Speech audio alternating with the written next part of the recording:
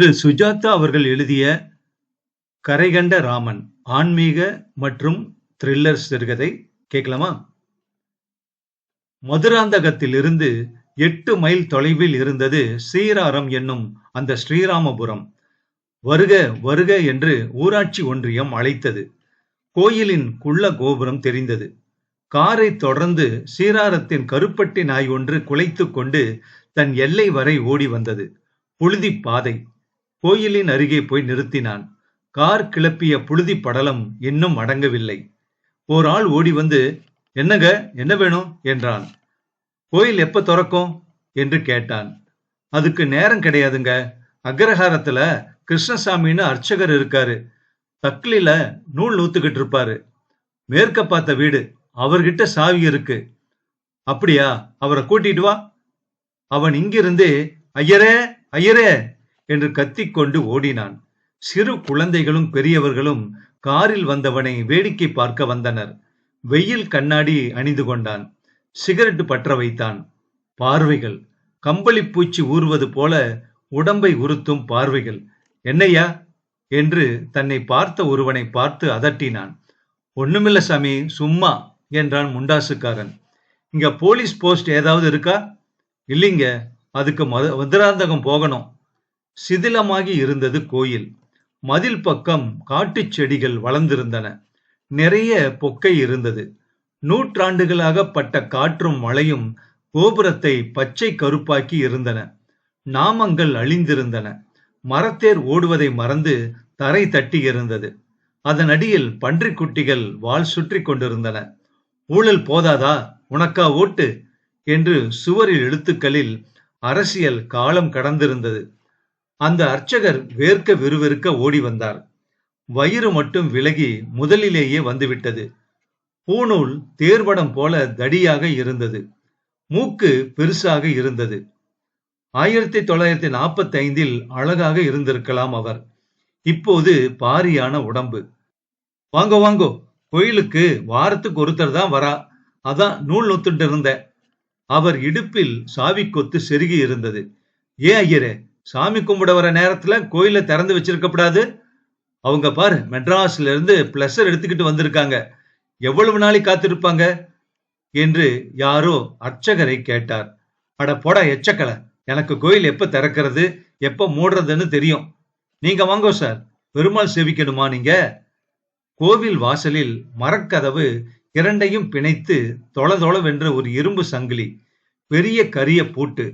சாவியை உள்ளே நுழைத்த உடனே வாய் திறந்து கொண்டது. கதவு திறக்கும் போது எண்ணெய் வேண்டும் என்று அது முனகியது. துவஜஸ்தம்பம் தெரிந்தது. சீக்கிரம் வந்துருங்கோ, தலையில கல் விழுந்தாலும் விழும். சிதிலமா ஆயிடுச்சு கோயில். என்டோமெண்ட் போர்டுக்கு எழுதி கொடுத்துருக்கோம், எடுத்துக்கோங்கன்னு ரிப்ளையே வரல. பிராசீனமான கோயில். கரைகண்ட ராமன் பெருமாளுக்கு பேரு. மதுராந்தகத்துல ஏரி காத்த ராமன், இங்க கரைகண்ட ராமன். அதை விட இது பழைய கோயில். திருமங்கை மன்னன் ஒரு 10 பாசனம் பாடியிருக்கார். சுவத்தில் எழுதியிருக்கு பாருங்கோ. எவ்வளவு பழசியா இந்த கோயில். உடையவர் காலத்துக்கு கூட முற்பட்டது. பெரிய நம்பி இங்க வந்திருக்காரு. சாசனங்கள் இருக்கு. சுவத்துல எல்லாம் வேற லிபியில எழுதியிருக்கார் பாருங்கோ. ரொம்ப பழைய கோயில். முள் செடிகளை கடந்து பட்ட பகலிலே மிக்க இருட்டாக இருக்கும் சந்நிதியை அடைந்தார்கள். உயிர் போகிற மாதிரி ஒரு விளக்கு எரிந்து கொண்டிருந்தது. என்னைக்கே தினமும் 4 ஆறது என்று அதை தூண்டிவிட்டார் ஐயர். கரைகண்ட ராமனை பார்த்தான், பிரமித்தான். கோடி வெட்டி சுற்றி இருந்த விக்கிரகம். கரப்பாம்பூச்சி சுவாமி மேலே ஓடியது. இருந்தும் அந்த மங்கலான ஒளியில் அந்த முகத்தில் இருந்த புன்னகையும், கையில் வில் வைத்திருந்த ஒயிலும், காதின் பாடகமும், கன்னத்தின் குழிவுகளும், பக்கத்தில் பதவிசாக நின்ற மனைவியும் தம்பியும். திருமஞ்சனம் திருவாரதனம் ஒண்ணு விடுறதில்லனா, எல்லாம் கிரமப்படி நடத்திட்டு வரேன். அஷ்டோத்திரம் சொல்லி அர்ச்சனை பண்ணிடலாமா என்று ஐயர் அவனை பார்த்து கேட்டார். என்ன விக்கிரகம் இது, செம்பா என்று கேட்டான். இல்லைங்கானோ, இத பஞ்சலோகம்னு சொல்லுவா. ரொம்ப அபூர்வமான விக்கிரகம். மூலவர் பேரு கோதண்டராமன். உற்சவர் தான் கரைகண்ட ராமர். ஸ்ரீராமன் சீதா தேவி லட்சுமணனோட காட்டுக்கு போற போது இங்க வந்து அபாரமான விக்கிரகம். 3½ அடி உயரம் இருந்தது. நகைகள் அதிகம் இல்லை. மார்பில் ஒரு பச்சைக்கல் நகை இருந்தது. விக்கிரகங்களும் எவ்வளவு கனம் இருக்கும் என்று யோசித்தான். காரை உள்ளே கொண்டு வர முடியாது.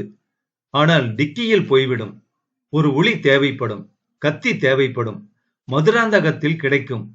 ஜான் வந்திருக்கலாம். அவனை பம்பாயில் தான் பார்க்க முடியும். நன்னா சேவிங்கோ.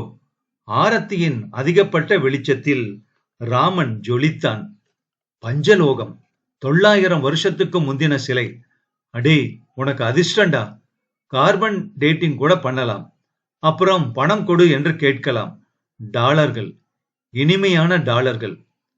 கோயிலை விட்டு வெளியே வந்ததும் அவர் அக்கறையாக கோயிலை பூட்டி, அப்பா நான் வரட்டுமா, ரொம்ப சந்தோஷம் என்றார். சாமி, இன்னைக்கு என்ன நட்சத்திரம் என்று அர்ச்சகரிடம் கேட்டான் அவன். பரணி. பரணியா? அப்ப பரணிக்கு அடுத்தது கார்த்திகை. அட, நான் ஒரு நாள் முன்னால் வந்துட்டேன் போல இருக்கு. கார்த்திகை தான் என்னுடைய நட்சத்திரம். நாளைக்கு வந்து சின்னதா ஒரு உற்சவம் மாதிரி நடத்தி 10 பேருக்கு சாப்பாடு போட்டு செய்யணும்னு எங்க அப்பா ஆசைப்பட்டாரு என்றான் அவன். சரி, போயிட்டு நாளைக்கு வாங்களே. எங்க? நான் நாகர்கோயில இருந்து வரேன்.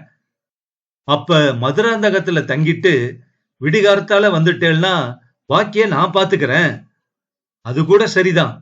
ஆமா, மதுராந்தகத்துல ஹோட்டல் வசதி எல்லாம் எப்படி? A class. என்னுடைய ஷட்டகருக்கு உறவுக்காரர் கூட பஜார்ல பத்மா கஃபேன்னு வச்சிருக்கார். நான் தங்கறதுக்கு சொன்னேன். தங்கறதுக்கு கூட இருக்கு. ஆனா நீங்க ஒண்ணு பண்ணுங்களேன்.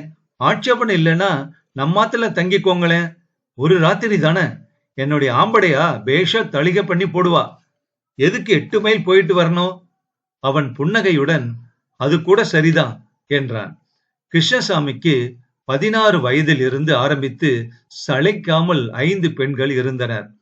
அவன் திண்ணையில் உட்கார்ந்து எண்ணெய் வழிந்த பிறையை பார்த்து கொண்டிருக்க, மோர் கொண்டு வந்து கொடுத்த பெண்ண, உன் பேர் என்ன? அலமேலு. என் பேர் எச்சி என்றது அடுத்தது. அலமேலு, எச்சி எல்லோருமே சிவப்பாக இருந்தனர். கிருஷ்ணசாமியின் மனைவி கண்ணுக்கு தென்படவில்லை. நிலைப்படிக்கு மேல் நடுவே நாமம் போட்டு அனுமாரும் கருடனும் போட்டு ஒரு படம் மாட்டியிருந்தது. இந்த படி எங்க போறது என்று அலமேலுவை கேட்டான். மாடிக்கு. தூரம்னா உள்ளுக்கு என்றது. நீ இங்கேயே இருக்க போறியா என்றது கோமாளி என்கிற 4வது மழலை. அலமேலுவிடம் ஏழ்மை தோற்று போயிருந்தது. தலை பின்னலின் இறுதியில் கம்பளி நூல், கழுத்தில் கயிறில் பிளாஸ்டிக் வெங்கடாஜலபதி, சீட்டி பாவாடை, அம்மா புடவையின் பாதி தாவணி, யாவும் சேர்ந்து முயற்சி செய்து தோற்று போயிருந்தன. இருட்டில் பார்த்த ராமன் போல அழகாக இருந்தாள் அலமேலு. உதடுகள் ரோஜா நிறத்துக்கு அருகே இருந்தன. இளமையின் கட்டுக்கடங்காத ராஜ்யம், பரிபாலனம். எத்தனாவது படிக்கிற அலமேலு? படிக்கல மாமா. ஆத்துல அம்மாவுக்கு ஒத்தாசையா இருக்கேன். இது என்ன? ஃபாரின் வாட்சா? முள்ளே இல்லையே. ஆமா, இதுக்குள்ள ஒரு லைட் எரியுது பாரு. மணி நம்பராவே காட்டும். பாரு, இங்க வா, கிட்ட வா.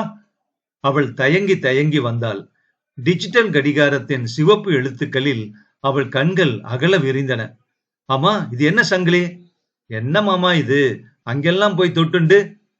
அலமேலு என்று உள்ளிருந்து குரல் கூப்பிட, வந்துட்டேமா என்று கூறி அவள் காணாமல் போனாள்.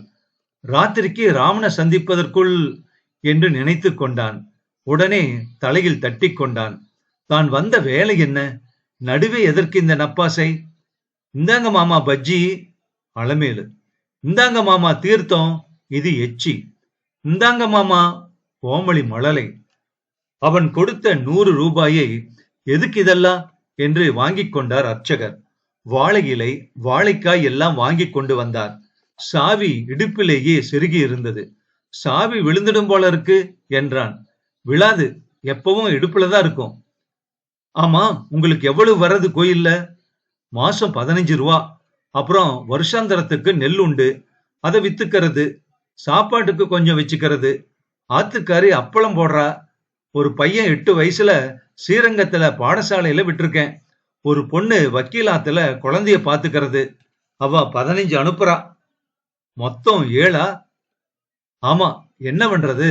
அந்த நாள்ல எல்லாம் குடும்ப கட்டுப்பாடு பிரச்சாரம் அது இது எல்லாம் கிடையாது. அப்படி ஒன்னும் ரொம்ப அந்த நாள் இல்ல போல இருக்கே என்றான். என்ன சொல்றேன்? புரியாமல் கேட்டார் அர்ச்சகர். சாயங்காலம் மதுராந்தகம் போய் சில சாதனங்கள் வாங்கிக் கொண்டு இருட்டுவதற்குள் திரும்பி வந்து விட்டான். அர்ச்சகர் வாழைக்காய் திருத்திக் கொண்டிருந்தார். அளமேலு அரிசி பொறுக்கிக் கொண்டிருந்தாள். அவளின் இதமான புதிய மலர் போன்ற அறியாமை நிறைந்த மென்மையில் சற்று நேரம் நிலை மறந்தான். ஒரு பையனை ஸ்ரீரங்கத்துக்கும் ஒரு பெண்ணை வக்கீலாத்துக்கும் அனுப்பி கை கழுவி இருக்கும் கிருஷ்ணசாமி ஐயங்காரே, உன் மூத்த பெண் அலமேலுவை நான் அழைத்துச் செல்கிறேன், பணம் தருகிறேன், படிப்பு தருகிறேன் என்று கேட்க நினைத்து அதற்கு பதிலாக எத்தனை மணிக்கு நீங்க தூங்க போவீங்க என்று கேட்டான். 8 படுத்துடுவேன். ஓ, அதான் 7. என்ன? ஒண்ணுமில்ல. திண்ணையில் தான் படுத்திருந்தார். குரட்டை எதிர் திண்ணையில் படுத்திருந்தவனை தாக்கியது. அவருடைய இடுப்பு வேஷ்டி நழுவி இருந்தது. சாவி கொத்து சரிந்திருந்தது. நிதானமாக கோயிலுக்கு நடந்தான். காரை முன்பே கோயில் அருகே நிறுத்தி இருந்தான். இருட்டு. அவர் குரட்டை கோயிலின் வாசல் வரை கேட்டது. டிக்கியை திறந்து கத்தி, உளி, கயிறு எல்லாம் எடுத்துக்கொண்டு மெதுவாக மரக்கதவை திறந்து உள்ளே நடந்து சந்நிதியை அடைந்து அதை திறந்து ராமர் புன்னகை செய்து கொண்டிருந்தார். டங்! அவனுக்கே செதுக்கிய ஒளி பயமாக இருந்தது. விளக்கொளி தங்க நிறத்தில் ராமனை வருடியது. சுவாமி உயிர் பெற்றது போல் நிழல் எதிர்ச்சுவரில் மூலவர் மேல் நடனமாடியது. சிமெண்ட் பொற பொற என்று இருந்தது. ஒரு தட்டலில் நிறைய பெயர்ந்தது. சுலபம்தான் இது. டங் டங் டங்! ராமன் அணிந்திருந்த வெள்ளை வேட்டியை உருவினான். உள்ளே நிரந்தரமான செதுக்கலில் அவர் உடை அணிந்திருந்தார். பிரமாதமான விக்கிரகம். டங் டங் டங்! மெதுவாக ராமன் அஸ்திவாரத்தில் இருந்து அசைந்தார். டங் டங் டங்! அவர் இடுப்பில் கயிறு சுற்றி மெதுவாக அசைத்ததில் அவர் விடுதலை பெற்றார். அடுத்தது சீதை. திடீரென்று மயிர்கால்கள் செழித்தன. யாரோ பார்க்கிறார்கள். அவன் திரும்பினான். தூரத்தில் உருவம் தெரிந்தது. அது அவனை நோக்கி வந்தது. யாருப்பது? யாரு சன்னதிக்குள்ள? யாரு? யாரு? அவன் ரத்தம் உறைந்தது. முதுகுத்தண்டில் சில்லிட்டது. யார் அது? யாரு? அர்ச்சகர் கிருஷ்ணசாமியின் குரல் கேட்டது. அவசரமாக ராமரை தூக்கி பார்த்தான். நல்ல கனமாக இருந்தார். உலோகம் புரள்கிற துணி வினோதமாக இருந்தது. அட பாவி, நீயா? ஏய், விடுறா விக்கிரகத்தை. சாவி காணமேன்னு நான் எழுந்தா? ஏய், விடுறா விக்கிரகத்தை, விடுறா, வைடாத என்று கத்தினார். விக்கிரகத்தின் மேல் பாய்ந்து அதை அப்படியே கட்டி கொண்டார். அவன் கயிற்றை இழுத்தான். அவர் அனைத்தையும் சேர்த்து பற்றி கொண்டு, வேணாண்டா, மகா பாவம், பழைய காலத்துல மகா பெரியவா எல்லாம் பிரதிஷ்டை பண்ண விக்கிரகண்டாது, அதை தொடாத, பாவண்டா, பாவம். தினம் தினம் நான் தொடர்றதுனாலதான் என் பாவம் மூட்டை ஏறிண்டே இருக்கு. சாப்பாட்டுக்கு உன்ன மாதிரி பன்னாடைகளை எல்லாம் நாட வேண்டி இருக்கு. கஷ்டப்படுறேன், விட்டுறா, விட்டுடு. இது தெய்வம், பெருமாள், உன்னை சும்மா விட மாட்டாரு. பூண்டோட அழிஞ்சு போயிடுவ. அவர் அவனை பிடித்து தள்ளுன தள்ளலில் விளக்கு சரிந்தது. அவன் ஏதோ காட்டுத்தனமாக ஓங்க கிரேச் என்று சத்தம் கேட்க ஒரு வௌவால் அவன் முகத்தை சேய்த்து கொண்டு விர் என்று பறக்க, இதோ பாரு ஐயர, ஏன் இப்படி ஏழ்மையில சாமி சாமின்னு உசுர விடுற? சோத்துக்கு அல்லாடுற? ரூபா 10,000 கொடுக்கறேன், பேசாம கம்முன்னு இருந்துரு. சாமிக்கு விளக்கு ஏத்த எண்ணெய் இல்லாம கரப்பாம்பூச்சியும் வௌவாலுமா ஓடுது. நான் உங்க சாமி எடுத்துக்கிட்டு போய் கொடுக்கற இடத்துல கொடுத்து, வெளிநாட்டுல வெல்வெட்டுல ஏர் கண்டிஷன் ரூமுக்குள்ள கண்ணாடி பொட்டியில வச்சிருப்பாங்க. ராமருக்கும் வாழ்வு வந்துடுச்சு, உனக்கும் வாழ்வு வந்துருச்சு. உன் பொண்ண நான் கட்டிக்கிறேன், உனக்கும் மச்சி வீடு கட்டித்தரேன். கம்முன்னு இரு. போலீஸ்காரங்க நாளைக்கு வந்தாக்க என்னை அடிச்சுட்டு போயிட்டான்னு நீ சொல்லிடு. ஏய் மகா பாவி, மகா பாவி, விக்கிரகத்தை வச்சிடுறா, வச்சிடு. இது மகா பாவண்டா, பாதகம்டா, இது அடுக்காதரா உனக்கு. ஐயோ ஸ்ரீராமா! அர்ச்சகர் அவன் காலை வார மறுபடி வௌவால் அவன் கன்னத்தில் பட்டுவிட அவன் கோபம் அதிகமாகி அவரை சுத்தியால் பலமாக மண்டையில் அடித்து விட்டான். அர்ச்சகர் ராமா என்று கூறிக்கொண்டு அப்படியே நின்று போனார். இருட்டில் சாய்ந்தார். அவன் 3 விக்கிரகங்களையும் பெயர்த்து கொண்ட பின்தான் அங்கிருந்து புறப்பட்டான். அப்புறம் அந்த ஆள் என்ன ஆனா என்று கேட்டான் ஜான். நான் பேப்பர் பார்க்கல. நான் விட்டுட்டு போனப்புறம் அங்கேயே கிடந்திருக்கான். நடு மண்டையில அடிபட்டது. உடைந்தார் போல சத்தம் கேட்டது. இந்த மாதிரி மீஷியம் பிறவிகளும் இருக்காங்க. ஏன்? பைத்தியக்காரன். நான் சொன்ன மாதிரி பணத்தை வாங்கிக்கிட்டு எனக்கு உதவி செஞ்சிருக்கலாம். அவன் பொண்ணை கூட நான் கல்யாணம் செஞ்சுக்கிட்டு இருந்திருப்பேன். அதை போய் விட்டுட்டு என்ன சபிக்கிறானா? தண்டனையா எனக்கு? அழிஞ்சு போயிடுவேனா நான்? வாய் விட்டு சிரித்தான். கரை கண்ட ராமன் தன் மனைவியுடனும் தம்பியுடனும் அந்த பம்பாய் ஹோட்டலின் 8வது மாடி 80வது அறையின் ஓரத்தில் நின்று கொண்டிருந்தார். ஜான் பாலித்தீன் உரைகளை தயார் செய்து கொண்டே, ஆமா, கன்னத்தில் என்ன காயம் என்று கேட்டான். தொட்டு பார்த்தான். வலித்தது. கண்ணாடியில் பார்த்தான். ஒரே ஒரு சின்ன இரத்த காயம். எங்கிருந்து வந்தது இந்த காயம்? யோசித்தான். அந்த அர்ச்சகனோட போராடுற போது வௌவால் ஒண்ணு முகத்துல அடிச்சுது. அப்ப அது கடிச்சிருக்கணும். வௌவாலா? ஆமா, வௌவால் சாதாரணமா கடிக்காதே. இது கடிச்சிருக்கு. சமீபத்துல ரீடர்ஸ் டைஜஸ்ட்ல படிச்சேன். வௌவால்களுக்கும் ரேபிஷ் உண்டாம். அப்போ அவ கடிக்குமா? கடிச்சு ஹைட்ரோபோபியா வந்து பலர் பேரு செத்து போயிருக்காங்களாம். அவன் மறுபடி அந்த காயத்தை பார்த்து கொண்டான். அது கன்னி போய் கோபித்துக் கொண்டிருந்தது. வலித்தது. கண்ணாடியில் கரைகண்ட ராமன் புன்சிரிப்புடன் தெரிந்தார். கரைகண்ட ராமன் சிறுகதை முற்றும். என் குறிப்பு.